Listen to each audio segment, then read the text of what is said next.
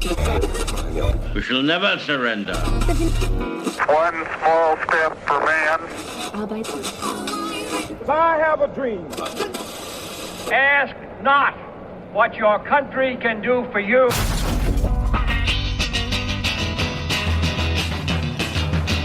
What's the status quo of your favorite quote? Professor Buzzkill explains all on Quote or No Quote. Valentine's Day is here again, Buzzkillers, and you can be certain that we're depleting the Buzzkill bank account at a rapid clip so that we can give Lady Buzzkill all the best tokens of love and affection befitting her rank and station. And it's always around this time of year that people ask me about St. Valentine. Did he really pass a heart-shaped note to an admirer and sign it, "Your Valentine"? Was this the first Valentine's Day card? Well, despite the best attempts of the greeting card companies to tell us otherwise, there's no real historical connection between the original St. Valentine and the modern tradition of Valentine's Day. In the first place, there were several early Christian martyrs named Valentine, and at different points in history, some of them were referred to as saints.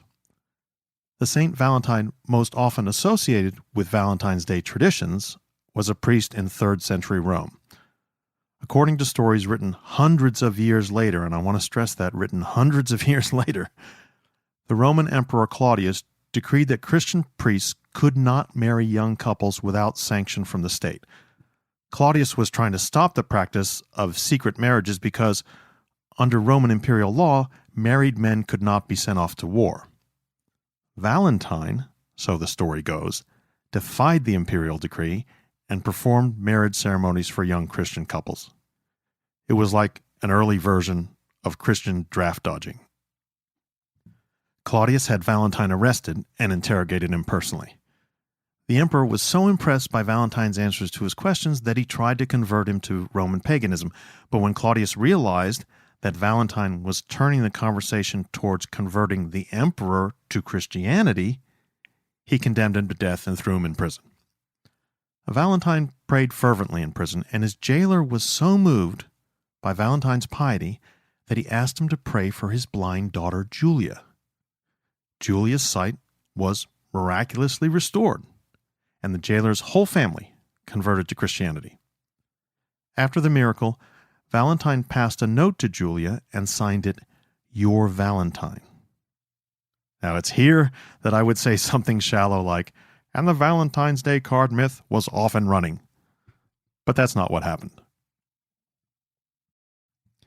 Valentine was executed, and after he was canonized, later generations of chroniclers connected his feast day, February 14th, to the stories of marrying young couples and the "Your Valentine" card story, and they came up with the legend of Saint Valentine as the patron of courtly love and romance. In modern times, there have been debates over whether Valentine's Day is really a Christianization of the mid-February pagan festival of Lupercalia, during which the Romans celebrated health and happiness. But most scholars now agree that there's no reliable evidence for this, and that St. Valentine's legends were invented to coincide with other European folk stories. So there you have it, Buzzkillers.